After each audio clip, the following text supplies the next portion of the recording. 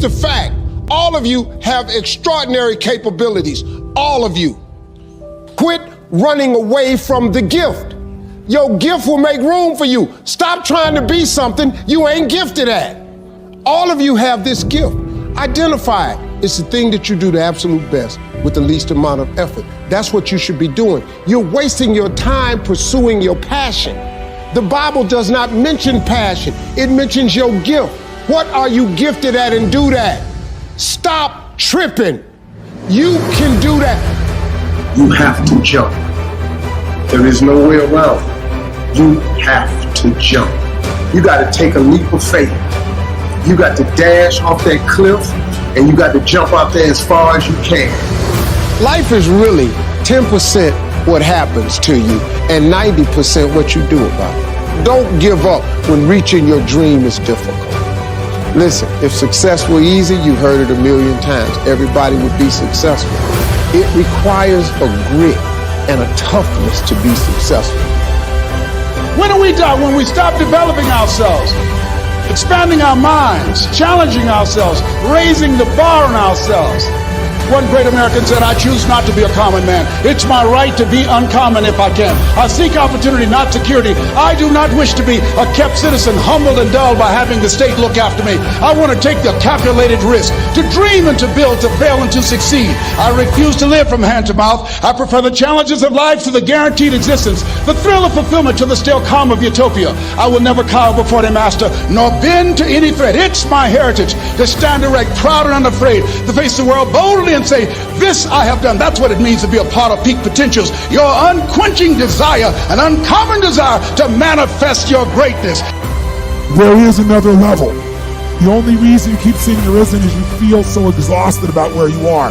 But life, the universe of God, is just testing you because there is another level. If this is good, giant jump to excellence, giant start good, poor to good to excellence. There's a level where all your dreams are realized. There's a level that you've always dreamed about. It is real. It has not gone away. But it takes that extra burst when you think there's nothing left. There's no way. You've tried everything 10 million times and you keep going. It's almost like God is saying, if you keep hitting this wall enough times, I will see that you will not stop, that you are filled with that level of determination, faith, and courage, and then the door opens and you get to that next level. But what most people don't know is the next level is just 2 millimeters above. And it's called outstanding, ladies and gentlemen, outstanding. Only those that can see the invisible can do the impossible. You have to be able to see what doesn't exist in order to be able to pull off or achieve what in most people's minds seems to be impossible. Only those that can see the invisible can do what seems to be impossible. What I want to share with you is how to begin to get a larger vision of yourself and how to begin to make this your decade. Because in order to do that, it's going to be very challenging. It's going to require a lot of work on your part, an ongoing process of personal and professional self-mastery. And it's going to require that you begin to see yourself worthy of the requirements in terms of effort, in terms of commitment, in terms of action, in terms of preparation, or whatever it is that you need to do in order to take your life where you want to take it. So one of the first things I ask you to do is I want you to look at your life right now and think about something that's important to you, something that gives your life a sense of value. Think about something that you'd like to have, or something you'd like to create for you or your family or for society. I want you to hold this thought in mind. Now, one of the first things I want you to do is don't worry about the inner conversation that you're going to have. Don't worry about how you're going to do it. That's going to come. You're going to develop a plan of action. You will find the way. You'll become the kind of person that can attract the people, the resources, and everything you need in order to make that become reality. But I want you to be mindful of your inner conversation. That inner conversation, ladies and gentlemen, is the reason that most people take their greatness, take their ideas to the graveyard with them. You know, the wealthiest place on the planet, a minister said recently, and it was so true, is not the gold mines in the various areas of the world or the diamond mines. The wealthiest place on the planet is the graveyard.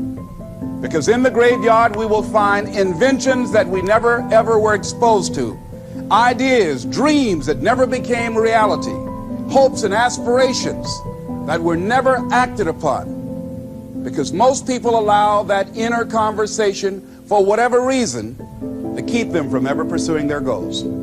So let us begin to look at what's required in order to make this our decade. Why is it that most people don't ever reach their goals or live up to their true potential? One is fear. And there are only two kinds of fears that we're born with: the fear of falling and the fear of a loud sound. All other fears we learn, like the fear of failure. The next is the fear of success. That's one of the major challenges I had to deal with. I was working on a major project, and after it began to grow and it was extremely successful, I panicked and I walked away from it and gave it to someone else because I didn't believe that I could handle it. The other thing that keeps most people from reaching their goals is that a lot of people become comfortable. They stop growing. They stop wanting anything. They become satisfied. They stop looking at ways in which they can improve themselves. They stop putting things in front of them. I was reading something by a great man, George Bernard Shaw, and he said something to the effect that to have succeeded is to have finished one's business on earth, like the male spider who is killed by the female spider the moment he has succeeded in his courtship. And he goes on to say, I like a state of continual becoming with a goal in front and not behind. The other thing that keeps us from reaching our goal is not feeling worthy. That's where a lot of people get stuck. Because see, when you don't feel worthy of your goal, you will begin to unconsciously engage in self-destructive behavior, like procrastinating, constantly putting things off, squandering your time, and that's what life is made of. Something else that keeps us from reaching our goal, and that is many times because we spend so much time complaining and blaming everybody or everything. They might moan and groan about their job. I'm sick of this job. I'm sick of you. And they just moan and groan and complain all the time and never do anything about it. They haven't got to the point where they're sick and tired of being sick and tired. They just have enough energy to complain about it, and they consider that, in fact, they believe that that's equivalent to doing something about it, just complaining. No, that can't get you where you want to go. That cannot create your reality for you. The other thing that keeps most people from realizing their true greatness and their true potential, circumstances, their environment. There are many people who believe because of where they're born, because of the area where they are in life and where they find themselves, that's all they know. Given my circumstances, ladies and gentlemen, I shouldn't be doing what I'm doing right now. See, I know something about you, even not knowing you, that you've got greatness within you. You have the ability to do things that you can't even begin to imagine. You have talents and skills in you that you haven't even begun to reach for yet. So some of you are going to experience a breakthrough. Some of you are going to go back and look at your dreams and brush them off. Some of you are going to begin to look at yourself and say, hey, look here, I know I have not done all that I can do. Whatever goal that you have in mind, I want that to be a goal that will challenge you, something that will make you stretch. It was Osborne who said, unless you attempt to do something beyond that which you've already mastered, you will never grow. What is it that you looked at some point in time and you decided that you couldn't do it, that you talked yourself out of it? Whatever it is, bring it back out there. How you're going to do it, that will come to you in due time. So you don't get in life what you want, ladies and gentlemen. You get in life what you are, not what you want. See, the good news is that we can always become more by working to develop ourselves. So the first process of making this your decade, you've got to begin to take a look at your life and look at where are you right now? What are your strengths? What are your weaknesses? What gives your life a sense of fulfillment, a sense of joy? What does a full, rich life means to you? What is it that you could love doing 7 days a week that'll bring a smile to your face? Think about that. In all the areas of your life, your professional life, your personal life, your family life, your spiritual life, what is it that you'd like to have? Once you begin to determine that, that takes you to the next step. And that is, once you decide what it is that you want, now you've got to decide that you deserve that. Repeat after me, please. I deserve the best that life has to offer. I deserve to find my purpose in life. Think of a place where you have suffered. Frustration, overwhelm, anger, sadness, feeling not enough something. And what if there was a quick way to end it? Here's how that can be done in a matter of moments. First, you only suffer because of what you focus on. You're focusing on one of three things. 3 words you want to remember going forward: loss, less, or never. If you're suffering, it's because your brain believes because you did something to me, or the government did, or the company did, or the other employee did, or I did something, or because you didn't do something, or I didn't do something, I have lost something. Lost love, lost time, lost energy, lost respect, lost significance, lost anything. The illusion of loss makes us suffer.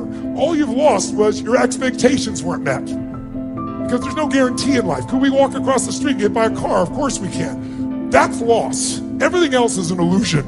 It just means your preferences weren't met. The second thing that'll make you suffer is if you think something you did or didn't do, or something someone else did or didn't do, cause you have less of something you value. Less love, less joy, less time, less energy, less acknowledgement. If you feel like you have less, you will suffer. And the third one, and the worst one, is if your brain starts believing that you failed to do something, I failed to do something, or you did something, or I did something, it means I will never have that love, have that joy, have that success, have that acknowledgement, have that freedom. When our brain believes we've lost, or we have less, or we'll never, we suffer. And all those are illusion. The way you get out of it is really simple. You're never going to go from suffering to joy. It's too big a jump. So you go from suffering to appreciating something. How many of you, no matter how bad your life is, there's something you can appreciate? Your health, your children, your life, the country you live. How many got something you can appreciate? Say I. Is there something you can appreciate in every moment, even in the worst moments you've been in? Yes or no? Yes or no? And if you're so smart, which I know you are, you should be easily find those things. All it is you decide, I'm not going to suffer, so when I feel it, within 90 seconds, I figured out what it is. I don't live there. I find something to appreciate. I find something next to enjoy. Second step, once you appreciate and enjoy, I want to learn from this. What can I learn? What can I grow? If in the middle of that problem you learn from that relationship, then it's not a bad ending of a relationship anymore. If you grow from it, you're going to feel alive. And thirdly, third step, after appreciate, enjoy, learn and grow, throw it up. If you do anything loving, if you give anything, if you're grateful, your suffering will end. Are there people that have been in concentration camps that were able to end suffering even though there was physical pain? Yes or no? What I learned through all this pain in my body was there's pain and there's suffering. Want to know the difference? Pain is that shock feeling of pressure and tension running up my spine. Suffering is, why did this happen to me? Will I ever be able to do this again? Can I ever get back on stage? How long will this last? The story is the suffering. It's easy to deal with pain. It's the suffering that makes it so hard. Raise your hand if you follow what I'm talking about here. Say I. So I'm going to give you one technique right now. We'll do it really fast so you know it works. Shake your body out. In fact, right now, develop a quick pattern. I want you to make a move that if you made that move, you feel strong instantly. Just try something. Make a strong move of some sort. Make a move. Make your move. Make your move. Make a sound when you just shout the word yes when you make your move. Make your move. Say yes. Say yes. Say yes. Now here's what I want you to do. How many of you have a situation either at home or in your work environment where there's some unfinished business? Where there's a situation with a person or a situation that you need to handle and it's stressful inside when you think about it, so you try not to think about it, you do other stuff. But it's got to be handled and you've not handled it. How many got an area where there's some suffering like that? Raise your hand nice and high. Let me see. Virtually everybody. Good. Think of that situation that really bugs you and really think about how it really feels if you really let yourself focus on it. And feel what that suffering would be like. And I want you to pick something that on a scale from 0 to 10, where 10 is total suffer and 0 is no suffering at all, that's in the 8 or above range at least. 7, 8, 9, 10. Don't pick a little one because you won't notice in this quick moment enough for you to feel it. I want you to feel a difference. How many got something that needs to be handled, you've not resolved it, you're either pissed off or you feel hurt or you feel worried, or you're concerned, and you've not handled it, and you put it off, and it needs to be handled. Raise your hand if you got, and the pain of it is, if you focus on it, is 7, 8, 9, or 10. Let me see your hands. Awesome. Here's what I want to show you. A group of scientists discovered something about 20 years ago that's amazing. If I measure your brain waves and your heart waves, your EEG and your EKG, you've probably seen them on, on medical pieces. They look very jagged when you're stressed. They don't look anything alike. Your brain waves and your heart waves. But if all you do is put both your hands on your heart, try it now, and you physically feel your heart. See the example I'm giving you? So this is frustration. You can see they look nothing like each other.